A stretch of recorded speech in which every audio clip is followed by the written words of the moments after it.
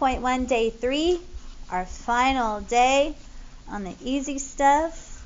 Y'all, today's the 18th. All right, part 1, determining if it's a function. From 3 things: table, graph, chart, equation, I should say. All right, so a table, you've already told me. So basic, just an X and Y T-chart. You've already told me these cannot repeat. And these over here don't even matter. Like, I don't even have to look at this side.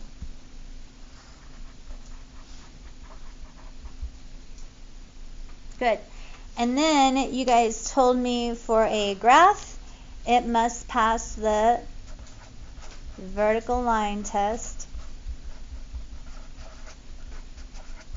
because that determines if the x coordinates repeat.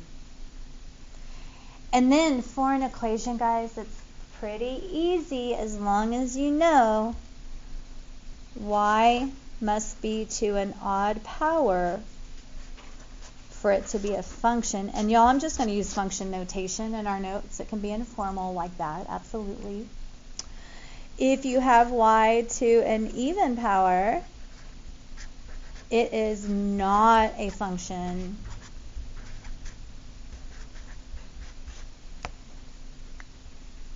Okay, so for the table, that's so straightforward. I'm not even going to go into an example, but I do want to talk a little bit about a graph, because you know they're going to be a little bit more involved in pre-cal. So for a graph, guys, if you could please, and they can be pretty small, let's draw 3 x and y coordinate grids, and we're going to do just some basic simple sketches.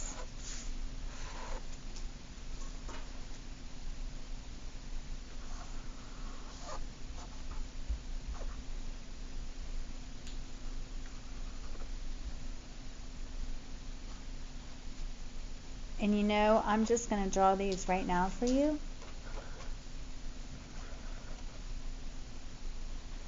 And then I'm going to ask you to determine if these two are functions. So after you just kind of jot those down, perform your vertical line test. Are these functions?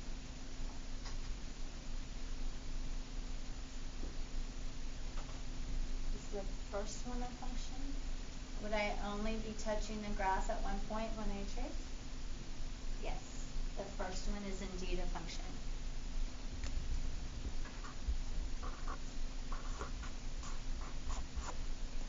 What about the second one?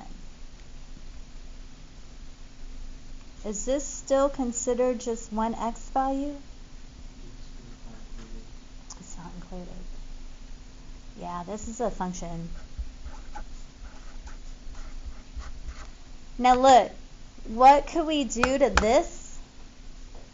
this graph to make our last example not a function? What could I do with this?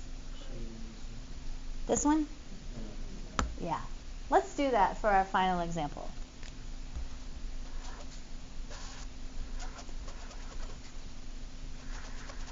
So that is not a function.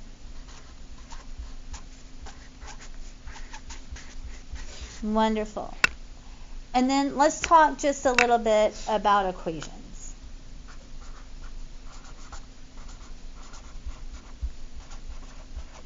So easy, guys. If you have something like this, like that looks weird, but what power is y risen to? 1. Is 1 odd? Is it a function? It is. It looks weird, but it is a function.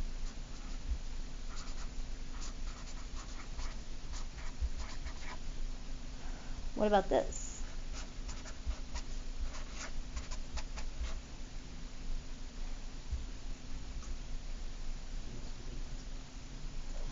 Well, they would if they were the same term. I mean, but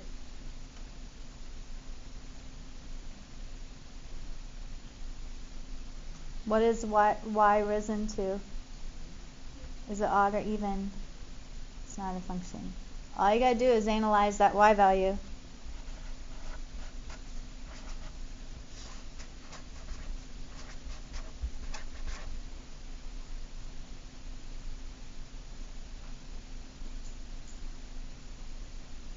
Okay, now for the teacher tricks. Watch this.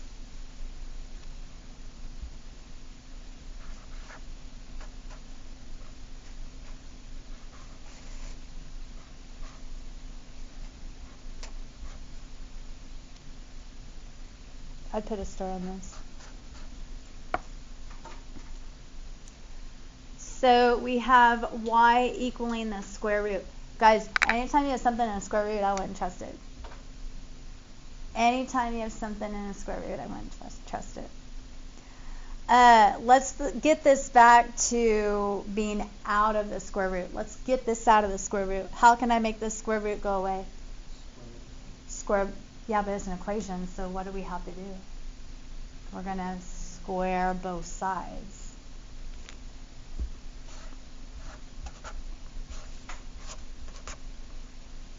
Ooh.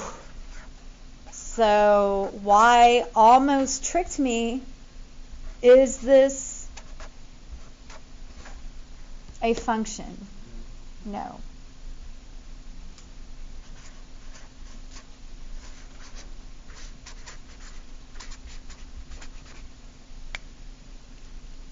So I would highlight that, star that. Don't fall for my tricks. Good. All right. So let's talk about part 2.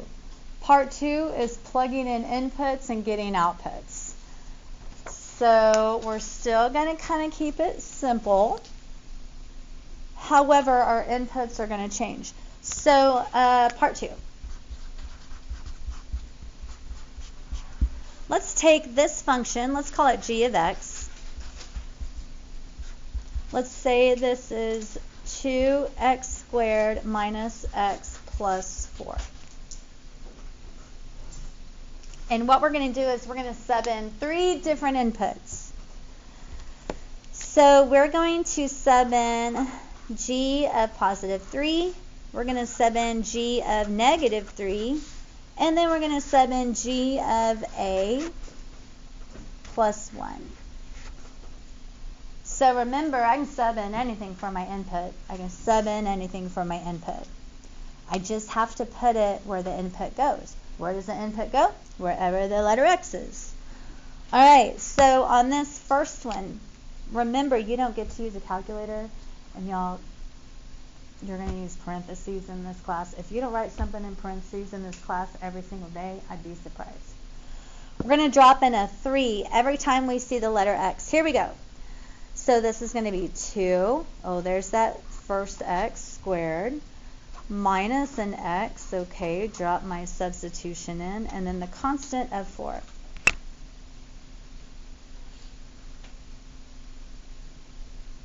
You cannot do 2 times 3 first. This is not 6 squared. This is 3 squared. You got to do your exponent first.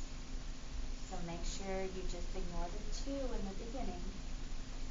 So 3 times 3 is 9. Now you can multiply by the 2. But you had to do your exponent first. So 3 times 3 is 9. Yes, it is. And then 9 times 2, so that's an 18. What's going on here? What does this turn into? What's that? Yeah, just negative 3 minus 3, yep. And then bring down your constant. So guys, order of operations, like you absolutely 100% have to do the exponent first. And then you absolutely 100% have to multiply or divide in order from left to right. But when you get to this, when it's just adding and subtracting, you can do that in any order you want. So to me, this negative 3 and that positive 4, that's a 1. This is a 1, so that's just 18 plus 1. So our answer is 19. And then, I can't remember if it's a test or a quiz question, but on one of these kind of questions, I ask you to write your answer as an ordered pair, and like so many kids miss that every year. So I'm really trying for all of us to get a 100% accuracy on that part of the question. What's an ordered pair? How would you write this scenario as an ordered pair? What would it look like? What's an ordered pair mean? 3, 19 with what on the outside? Just X and Y coordinates. That's all it is. I don't know if you're not, some of us are not familiar with the words ordered pair. It's just an X and Y coordinate put together. And I know you guys know how to graph. So if I asked you to write your answer as an ordered pair, it looks like that. When I ask you, write it like that. Get your full credit. All right, let's look at the next one. This time, it's almost the same. We're just going to plug in a negative. So let's drop in a -3 every time we see the letter X. Remember, you have to do your exponent first. So what's -3 times -3? Yeah. And then a +9 times 2. So the first term stays the same, guys. This is 18. But what is that? Yeah, that's +3. And then your +4. You add them up, however, visually you can see like that. I see an 18 and a 7. I know an 8 and a 7 make it 25. 18 and a 7 make it 25. And just for practice, if I asked you to write it as an ordered pair, yeah, that's negative and that's positive. That's a 2. It's a weird 2, but it works. Yes, yes, yes. Okay, so for this last one, remember, we're going to drop in a +1 every single time we see the letter X. So a +1 squared minus, open parentheses, drop in that a +1, and then +4. And I'm going to kind of zoom in on this, because I'm going to have to write small, because I have a lot of work to do. Okay, guys. First of all, please look.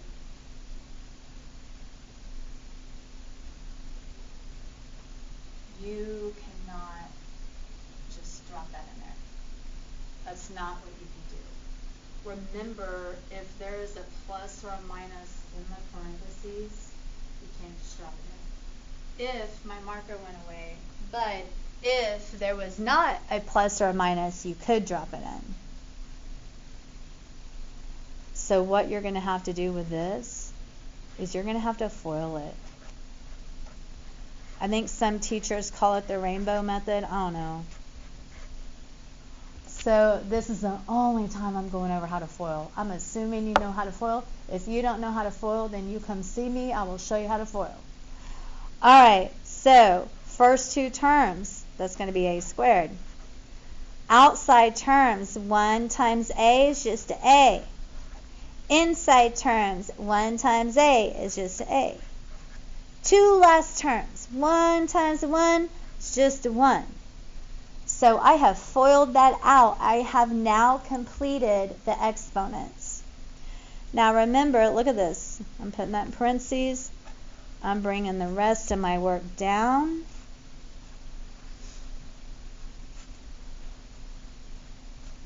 Hold on, let me organize my work. Let me get this out of the way.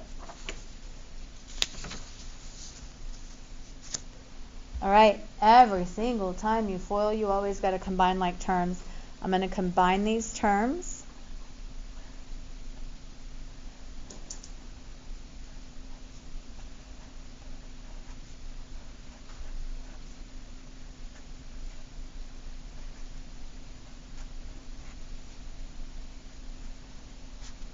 All right, look. I say terms a lot. Terms are really important for you. Like, you have to be able to determine how many terms there are at any point in your work. Right now, there's only 3 terms. 3 terms are just separated by a plus or a minus. 1, 2, 3. As soon as you distribute, you have increased your number of terms. Let's distribute now. I'm going to multiply all that by that 2. I'm going to distribute that negative, and then we're going to be almost done. So, finally ready to distribute the 2. So, 2a squared plus 4a plus 2. I'm going to distribute the negative and hit the middle here. So, minus a minus 1 plus 4. That's a lot of terms. We're going to combine them, though. 2a squared, there's nothing else to combine that with, so that's still going to be first all by itself. Nothing to combine. But we have linear terms, and guys, the word linear is just a fancy way of saying a to the first power. So 4 minus 1, that's going to be 3a. Add your constants. 2 minus 1 plus 4 is just 5.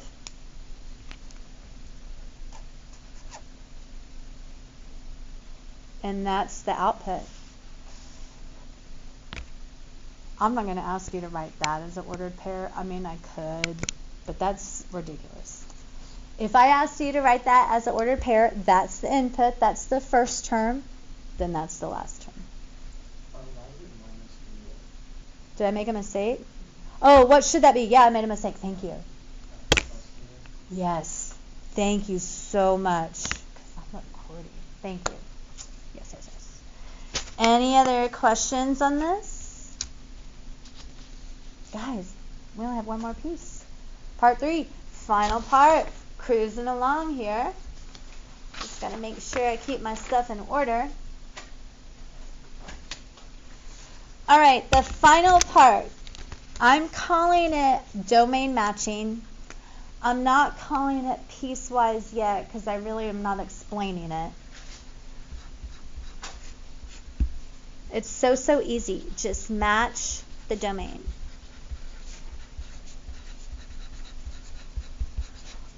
In a nutshell, long story short, piecewise graphs are functions because they restrict the domain. Look, let me write this first and I'll go take roll if I haven't taken it already. Just watch me. We're going to have that. What kind of shape does that make if I graph it? Straight line. And do y'all remember what this is? It's a parabola. And then do y'all remember what the third is called? Starts with a C. Ends with a C. Cubic. Good job. Just a cubic function. Y'all, if I put all that in Desmos right now, it'd blow up the vertical line test. But we want it to be a function. In fact, we're going to call this M of X. Because M is a great letter. And we're going to restrict the domain. So I want this line, I really do, but I only want it for X values that are less than 3. If it's greater than 3, it doesn't go on the line piece. I do want a parabola, but I just want a little baby piece of the parabola. I want X to be greater than or equal to where I left off, the 3. But I only want a little piece of it. Let's say up to 10. No, let's don't. Let's say 9. You'll know why. But after that, I want X to be greater than 9. And then after that, it can be the biggest number, whatever, I don't care. So I have some inputs. We are going to have an input of 3. And then we're going to have an input of 10. And remember, it's a function. So guys, this 3 can only go to one line. If you try to put them in all 3 of them, you just blew up the vertical line test. That 10, it can only go on one of those. If you put them in all 3, you just blew up the vertical line test. So just match the domain. Where will this 3 fit and make a true number sentence? If I put 3 right there for the letter X, y'all, is 3 less than 3? No, that makes no sense. What if I put it right here? Is 3 equal to 3 or less than or equal to 9? Then you're going to plug it in right there. But hold on. Tell me about the 10. Where's the 10 going to go? Top, middle, or last? Bottom of the last. The last one, the bottom. Very good. Very good. Don't forget to use your parentheses when you plug it in, especially when you have a leading negative like that. All right, plug those in real quick. You should get 28 here and a negative 1,000 there, I think. Let's make sure you get that.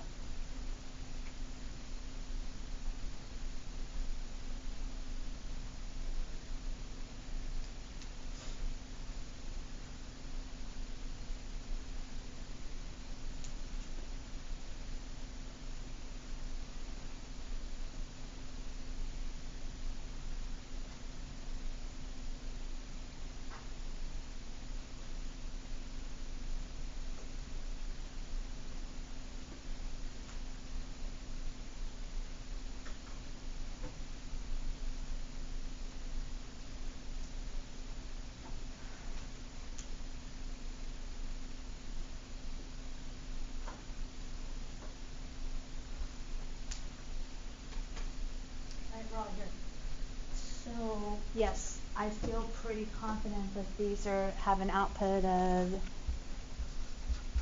28. Did y'all get 28? Yeah, awesome. And then please don't forget subbing in that stuff in parentheses. What's 10 times 10 times 10?